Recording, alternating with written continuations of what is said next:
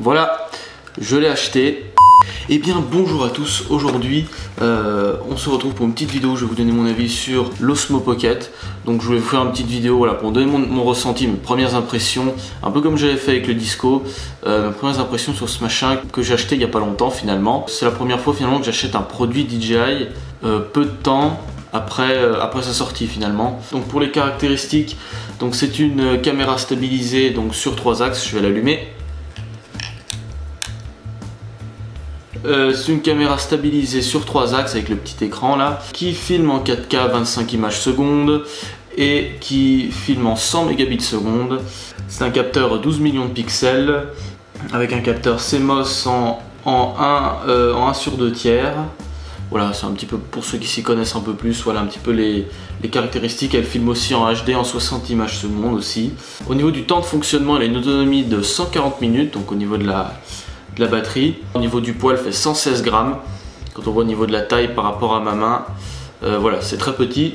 Maintenant, moi, ce que j'en ai pensé très clairement de cette petite caméra, je l'ai utilisée que quelques fois, donc peut-être que mon avis va varier au fil du temps finalement. Alors déjà, le point positif, on va déjà commencer par les points positifs, c'est que quand vous voyez la taille de ce machin, c'est qu'évidemment, c'est une caméra très petite et compacte, qu'on peut emmener partout, qui est idéal avec un Spark, un Mavic ou un Mavic Air, un drone qui est déjà compact. En fait, c'est idéal d'avoir cette petite caméra. Je vais vous montrer en plus avec la petite pochette là qui permet de la protéger, vendue par DJI, qui est vendue avec par DJI, qui va très bien. Vous mettez comme ça, hop, vous refermez votre Osmo qui est là-dedans et ça prend que ça comme place. Alors après, vous pouvez brancher votre téléphone, etc. Si vous prenez des accessoires, pareil, ça prend un peu plus de place. Mais voilà. Ensuite, l'un des autres points forts que j'ai trouvé, c'est que la qualité d'image, elle est vraiment superbe. Enfin, surtout pour une caméra de cette taille-là, la qualité d'image est géniale, je trouve. 100 mégabits seconde, en plus en 60 images par seconde en 4K, avec la stabilisation sur 3 axes, ça fonctionne vraiment bien. Au niveau du son, alors le son qui est embarqué là-dessus est assez correct, je dois avouer, mais disons que voilà, comme toute caméra, je pense que c'est beaucoup mieux d'acheter un micro séparé, en fait, un micro qui se branche, un micro externe, voilà, je vais y arriver. Et ça, j'en reparlerai plus tard justement. L'écran intégré aussi sympa, donc c'est vrai que vous n'avez même pas besoin de votre... si ça arrive à faire le focus là-dessus, je vais vous montrer. L'écran intégré, donc voilà, vous n'avez même pas besoin en fait d'emmener votre téléphone forcément. Vous avez toujours cet écran où bon, on voit pas grand chose, mais voilà, vous avez toujours au moins un petit écran pour voir ce que vous filmez. Ensuite, l'un des points intéressants, c'est évidemment donc, tous les accessoires en fait qui peuvent être vendus avec, qui peuvent être mis. Moi, ça m'intéresse pas personnellement. Pour moi, c'est pas comme une GoPro, cette Osmo, donc tous les accessoires, ça m'intéresse pas trop. Il y en a certains que je vais être obligé d'acheter, mais voilà, ça m'intéresse pas forcément. Mais voilà, ça peut être intéressant, on peut l'accrocher quelque part, machin, voilà. Il y a pas mal d'accessoires.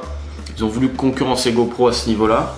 Ensuite, donc pour les points faibles, alors le plus gros point faible vraiment, c'est pourquoi ils ont donné que une prise donc de type USB-C et une prise Lightning pour iPhone qui est ici et une prise Lightning pour iPhone, voilà. Pourquoi ils n'ont pas donné de prise micro USB classique?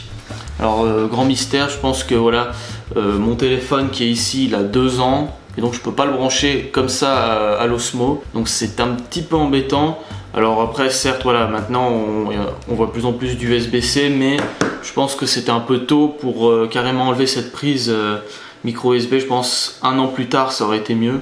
Ça leur coûtait peut-être pas grand chose de mettre une prise micro USB. Du coup ce qu'il faut faire, c'est acheter un magnifique adaptateur ici qui permettra en fait de brancher le téléphone après, mais du coup le téléphone après, eh bien il tient pas, on est obligé d'acheter du coup un support et le support je l'ai pas encore reçu, donc voilà, ça fait dépenser 20 ou 30 balles en plus juste pour mettre son téléphone dessus. Après je peux toujours mettre avec l'iPad, mais c'est pas du tout pratique. Bref, ah oui, ensuite il y a eu un débat il me semble sur l'histoire des profils, donc des Cinelag, des Loc, qui n'avaient pas tous les profils. Alors moi, je vous le dis très honnêtement, j'ai trouvé aucun profil. J'ai pas trouvé au niveau des styles de couleurs, j'ai pas trouvé ni de Dessinelag ni de Deloc, j'ai rien trouvé. On peut changer la balance des blancs, mais pas le style de couleur, donc mystère, moi j'ai pas trouvé, donc c'est un peu embêtant. Ça aurait pu être bien voilà, d'avoir un dessiné-like. Moi je fais mes vidéos drone en dessiné-like, donc ça aurait pu être bien d'avoir les deux en dessiné-like. Ensuite l'autre point embêtant c'est le FOV. Le FOV en fait l'angle de la caméra est un peu serré. Par exemple on veut être deux pour se filmer comme pour un vlog, mais on aura de la peine à rentrer les deux sur l'image, ça va être un peu embêtant, tandis qu'une GoPro par exemple, on est sûr qu'on va rentrer les deux sur l'image. Certains aiment bien un plus grand FOV, moi après honnêtement par rapport à une GoPro par exemple, je préfère avoir un FOV assez serré comme ça plutôt que d'avoir un truc en fisheye qui sera pas du tout beau. Mais voilà, après c'est mon avis. Certains ont vu même, auraient pensé même qu'il aurait été bien de mettre la caméra du Mavic 2, ça aurait été possible, mais elle n'aurait pas coûté 350 € après et elle aurait été légèrement plus grosse. Je pense que c'est vers ce quoi DJI va se diriger, je pense ils vont peut-être faire une Osmo Pocket Pro on va dire. Ça serait génial finalement, il y aurait deux versions, il y aurait une version on va dire accessible comme ça, puis une version un petit peu plus pro mais qui serait plus petite finalement, hein, parce que l'Osmo quand même, l'Osmo classique, elle date quand même d'il y a un petit moment, l'Osmo Plus, donc bon. Je parlais tout à l'heure aussi du micro. Pour mettre un micro, encore une fois, un truc embêtant, pas de prise jack. Alors je sais pas si sur l'Osmo classique, l'Osmo Plus, on a une prise jack, je crois, mais je suis pas sûr.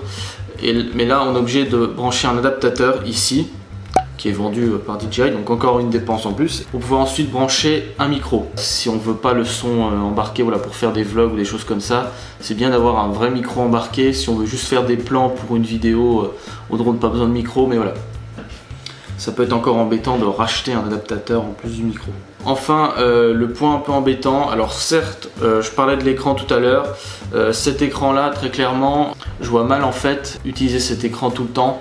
Malheureusement pour les réglages, pour un meilleur contrôle de la caméra et pour le focus notamment, car des fois on n'arrive pas bien à faire le focus et en fait là-dessus vous pouvez pas voir, j'arrive pas personnellement à voir si ce que je fais est bien, la netteté est bien faite en fait sur ce petit écran là, donc finalement vous êtes plutôt obligé de brancher votre téléphone pour bien voir. Alors ça ne dérange pas forcément, mais bon, comme moi je suis en galère avec mon adaptateur, bref. Ensuite je trouve, donc je parlais du contrôle de la caméra, je trouve que le contrôle de la caméra, on voit qu'il n'y a aucun joystick. Moi ça me dérange pas trop, mais le contrôle de la caméra peut être un peu difficile. Donc là sur l'écran on voit, là je peux faire bouger la caméra, donc sur le côté là, sur l'écran il y a un petit bouton et là je fais bouger la caméra avec l'écran tactile, donc ça peut, si on a des gros doigts etc, ça peut être un peu embêtant. Et enfin sur le téléphone par contre j'ai un meilleur contrôle avec mon doigt pour contrôler la caméra, mais voilà, je pense qu'un joystick comme on a sur l'Osmo classique ou sur les télécommandes de drone, hein, eh bien ça serait le top, ça serait le mieux. Alors il existe un joystick, mais encore une fois c'est à acheter séparément, et le problème c'est que si vous achetez le joystick, il va venir se brancher à la place de cette prise là, donc plus moyen de brancher nos téléphones à moins de racheter le truc pour connecter en Wi-Fi, bref. Un autre point aussi dont certains parlent, c'est que lorsqu'on marche, on a un petit tressautement dans la caméra, et ça en fait c'est tout simplement dû car la caméra en fait est stabilisée que sur 3 axes en fait. En fait il faudrait un axe supplémentaire qui existe pour l'Osmo classique mais qui serait pas adaptable pour l'Osmo Pocket évidemment. Ce serait un axe Z, donc qui compense les mouvements dans ce sens là, voilà. Donc voilà, pour conclure, franchement pour quelqu'un voilà, qui a envie de faire d'avoir une image stabilisée de très bonne qualité pour un prix raisonnable on va dire, c'est la caméra à acheter. Après cependant voilà, elle a plein de petits défauts on va dire. On dit qu'elle a beaucoup de petits défauts, voilà, on les pointe du doigt un petit peu sur les réseaux sociaux partout, mais faut quand même rappeler que c'est pas une caméra qui coûte 600 €. Si vous voulez un truc professionnel, vous achetez un réflexe, un stabilisateur, mais là ça va vous coûter au moins 1000 €. Hein, le Ronin S c'est à peu près 500-600 balles. Un bon appareil photo c'est au moins 600 balles, donc voilà. Et donc voilà, et aussi beaucoup de personnes la comparent à l'Aero 7, je trouve que c'est pas tant comparable que ça, car disons que ça, quand vous voyez comment c'est fait, ça a l'air assez robuste comme ça, mais je pense que voilà, si vous y faites tomber par terre, bah, ça peut casser. Pas comme une GoPro, vous pouvez vous la mettre sur la tête, aller au ski, ce que vous voulez, vous tombez, la GoPro se cassera pas. Là, ça risque de se casser, donc pour moi c'est pas vraiment comparable avec l'Aero 7. Tout dépend ce qu'on fait, voilà. Si vous faites du sport, n'achetez pas ça. Par contre, si c'est pour faire des plans séquences un petit peu pour vos vidéos, tout ça, ou éventuellement pour faire du vlog, ça peut tout à fait marcher. Voilà, moi j'espère que cette vidéo vous a plu. Si vous avez un avis différent, si vous n'êtes pas d'accord, si vous avez des questions, ou même si vous êtes d'accord, évidemment vous pouvez laisser un commentaire sur cette vidéo, vous pouvez laisser un pouce bleu si ça vous a plu, et enfin vous pouvez vous abonner si vous voulez voir la suite, hein, c'est ce qui soutient la chaîne. Dernièrement il y a eu pas mal de nouveaux abonnés, donc je vous remercie, hein. Et puis c'est à peu près tout, voilà, j'espère que ça vous a plu, moi je vous dis à la prochaine, allez, ciao.